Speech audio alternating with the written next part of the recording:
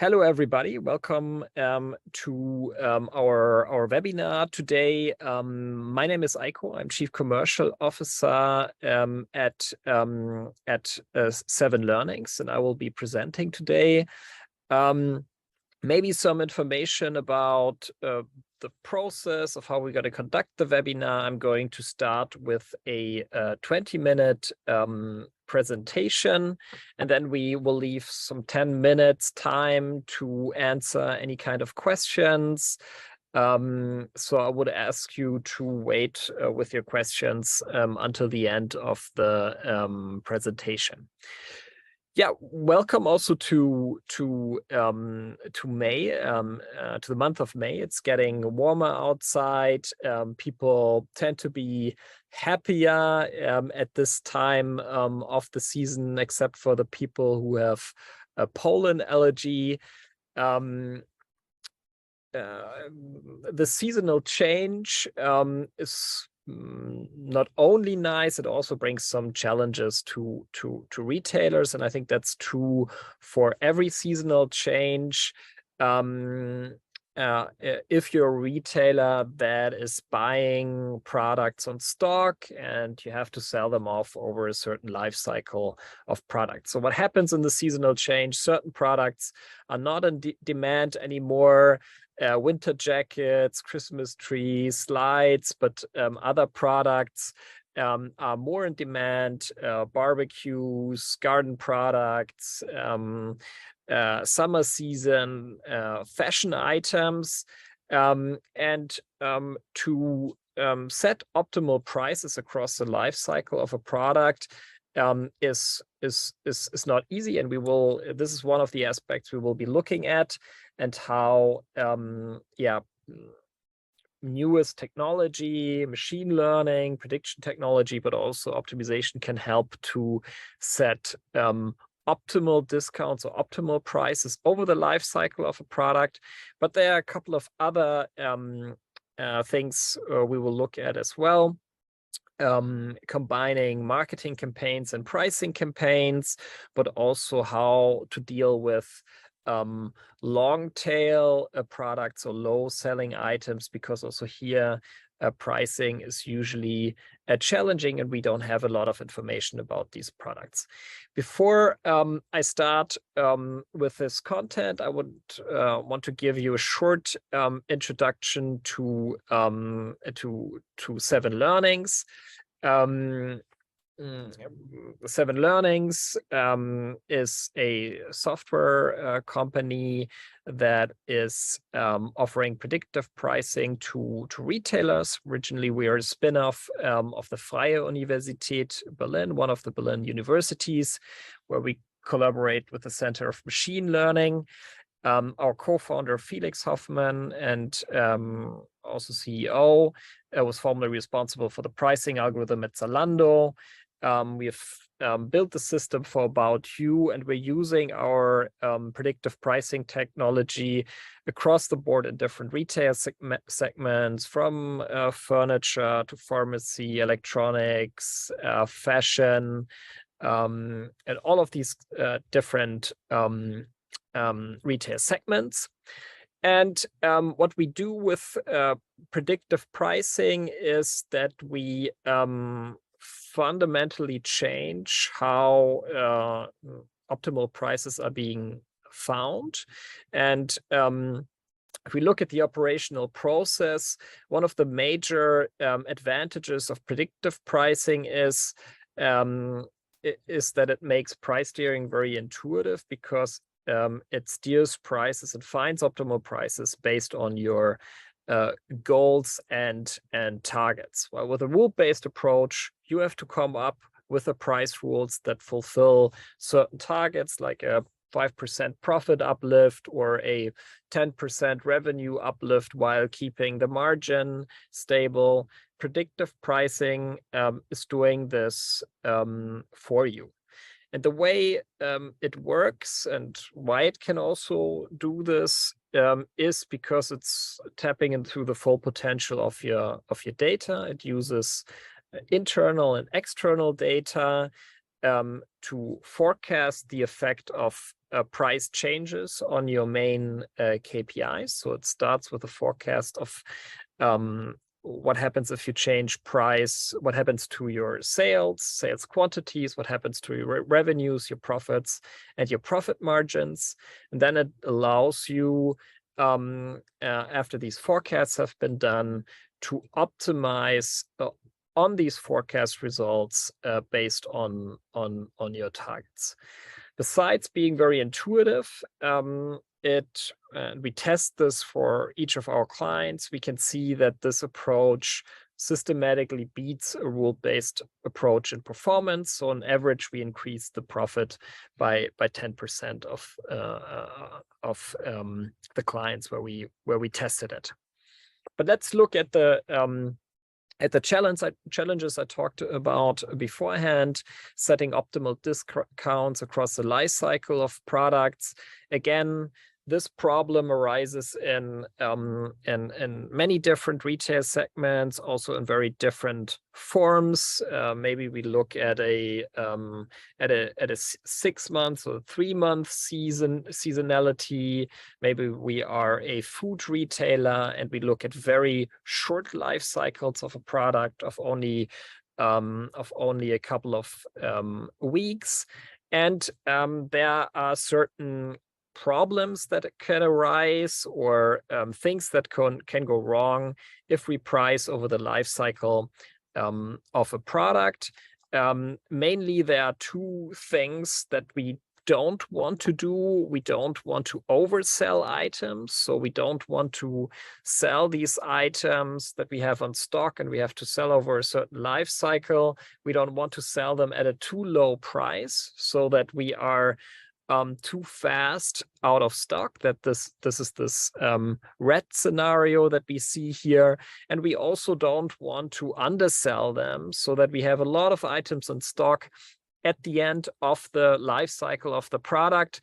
And then we have to use high discounts, usually also at a time where nobody is looking at or looking for these products anymore, to sell off the items. So the idea of optimization here is to put us on the this blue line, this profit optimal line, where we sell the 100% of our stock, ideally 100% of our stock, at the maximum profit. How can predictions help us here? Predictions can help us here because they can they already anticipate how much we're going to sell off before prices go live, and that just means that they can they react a little bit faster, or they react faster than just a rule that's based on current stock. And this little bit can already make a big difference in terms of profit and revenue. Also, predictions can help us to understand what are actually good sales at this point of time in the season, in the life cycle of my product. If we look at a fashion item in the summer season, for example, which usually starts already in January, the sales of these items in the beginning are going to be quite low, right? Because nobody, or not a lot of people, are going to start buying t-shirts or bikinis for the summer already. And it's important that you understand that there's a certain seasonality to understand whether the sales you're achieving at this point of time are actually in line with your goal of selling off the items over the life cycle of the products. So what you need to do is to make a prediction of how this the sales curve looks like over the life cycle of the product, and then you can use this understanding to determine at each point of the life cycle whether you need to increase or lower the price to hit your kind of sales targets within that time frame. And we specifically do this in a way where we do these long-term forecasts, understanding how sales change over the lifetime of the item, and then use short-term predictions, because we very much believe technology-wise that it's wise to use short-term predictions, because they're more accurate to optimize the prices on the target sales of this specific time period. So it's not easy to do this and to find optimal prices over the life cycle of products. It takes long-term predictions. In our case, it also takes short-term predictions, but it can have a big impact on your profit and revenue. And it's definitely better. So kind of the worst case strategy that we see in the market is to wait a long time until you start discounting the products, and then really start with high flat discounts at the end of the life cycle or the season of the products to get rid of them. And also these flat discounts that don't differentiate between different products are usually not profit optimal. Another topic I want to talk about is how to combine marketing and pricing campaigns. I mean, pricing is part of the marketing mix, but what we see is that usually pricing and marketing is optimized in different departments and by different people in retail organizations. But at the same time, marketing and pricing is very, very closely connected. Marketing very much determines how many people are actually going to look at my products in the online world, produce traffic and visit my product pages. And pricing has a huge impact on the conversion of these clients, but also in the ability to recuperate the cost that I'm generating on the marketing side. So to align these two parts, and I would also kind of look at them as budgets, marketing costs, but also discount budgets, is a huge lever to increase efficiency for retailers. In the online world, some retailers spend as much on discounts and marketing as they spend on the product itself. So there's a huge budget to optimize. Now, what can we do here actually? One thing I want to look at is how to combine coupons with or general coupons or vouchers with product specific discounts. And here again, you can use prediction technology to help you to make better decisions. How does this work? We know that the general voucher or vouchers that I'm sending out to certain clients has a demand effect, right? We will see this in the impact on our sales, and it will very likely have a different impact than product specific discounts. To consider this, the sales impact is something that we can pick up with the predictions, using the coupon spending itself as a data feature, and to also come up with kind of a coupon elasticity, so how customers react to different coupon spending levels, and how this affects sales. So we can understand how this impacts sales and revenues. This is one thing, and then we can use it for the forecast and optimization. And another thing we can do is that obviously these vouchers also have a cost effect. Yeah, I'm using these vouchers, or when customers are using these vouchers, I'm making less profit on the items that I'm selling. So if I want to protect my margin, I have to ensure that in my price setting, this voucher effect is also considered. So also that is something that we can do. And for that, we also have to predict how many customers are actually going to use these vouchers to understand what the impact on the profit is. With our solution, what you can do is to run then optimizations for prices for different voucher strategies, and that can help you to find kind of the optimal voucher level, or to find the optimal product-specific prices for a certain coupon strategy. Another example where we can, or area where we can align marketing and pricing is in channels where I can steer marketing on a PPC level, performance per click, or cost per click level. This is possible, for example, in certain marketplaces, but also price comparison pages, Google Shopping.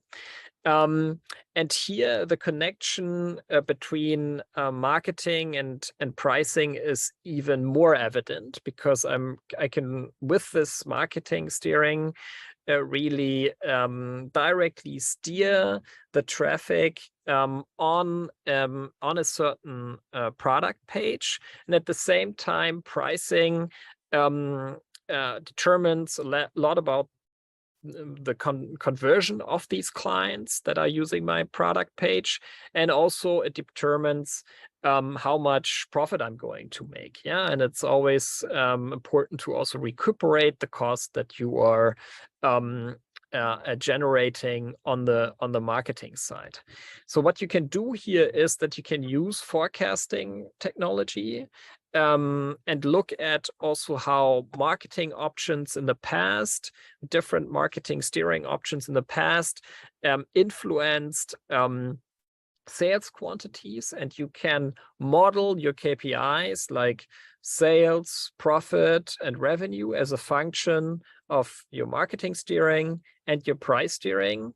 And you can find the optimal price and marketing option for a certain goal set. Yeah, just to make it a little bit abstract, and I'm aware that this is quite abstract that we're looking at, but it very much captures what the technology is doing. To make it a little bit less abstract, let's take an example of a product where performance marketing looks at this product and sees, okay, historically, for my KPIs, a high cost per click for this product was performing well. And pricing looks at the very same product and says, okay, I'm running out of stock here, so I'm going to increase the price. Now, on the one hand, I'm spending more on the marketing side, while at the same time, I'm increasing price, and very likely will reduce conversions, which will very likely lead to a situation where I can't recuperate the cost on the marketing side, and I'm not running on a optimal profit and revenue. This is just one example how this misalignment can lead to suboptimal results. Let's look at the last topic I want to talk about, and that's low selling products, or we also call them long tail items. Many of our clients have this situation where pretty much 20% of their products make 80% of their sales, and then the other 80% of the products only make 20% of the sales and revenues.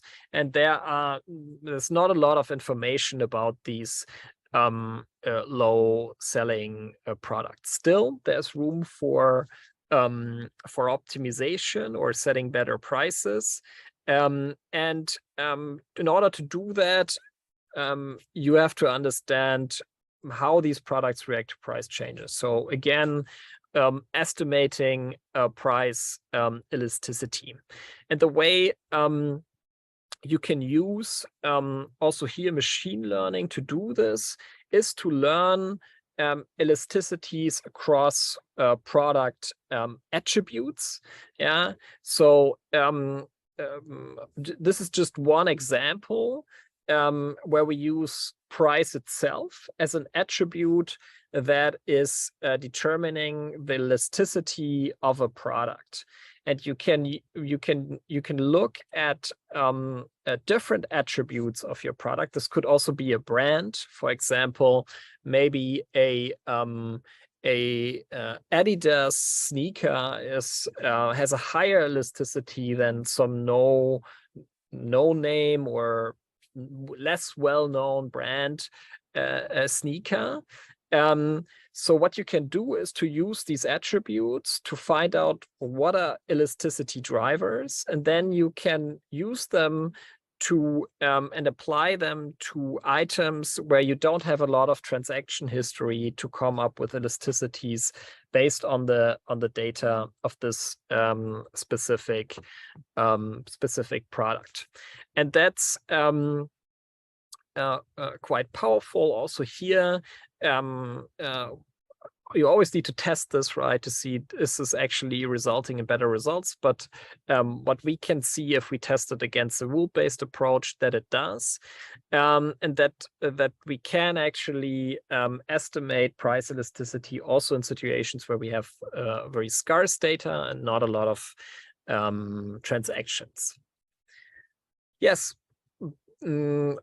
Yeah, just kind of again to repeat, we're using this technology in very different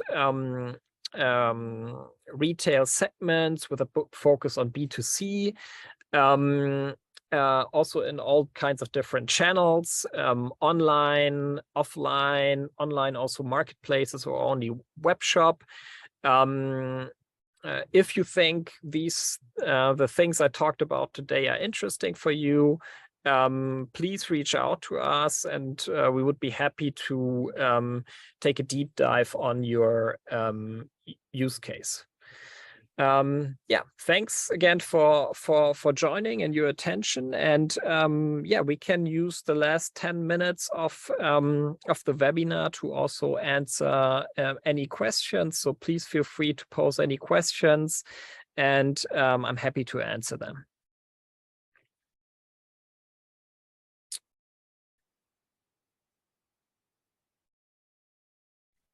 Hello, maybe I can ask one question. First of all, thank you. It was a great presentation, really insightful. So my question is, do you have any prediction in backgrounds, your markdown or discount strategy, how much it might affect the consumer returns? Because sometimes you can put a really good prices. It might, for sure increase your revenue, but it might increase your basket size, UPT, and then after the sale period, you might end up with a lot of consumer returns. Are you taking into account anything? Yeah, so for us, it always depends on what is the exact target function we are optimizing for the client, and in the end, what is the exact profit KPI.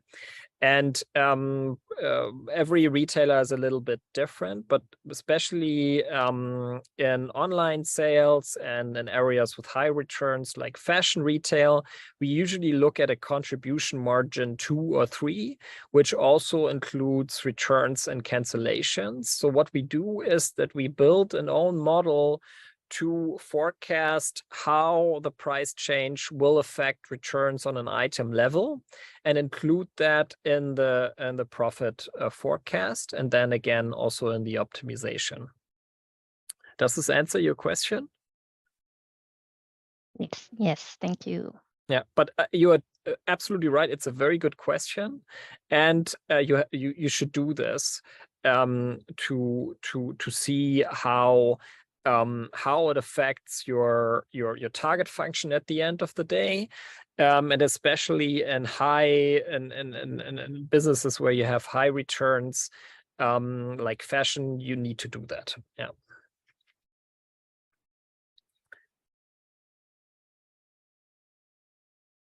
Any further questions? I can't imagine there are not more questions about this, but Heiko, I have a question.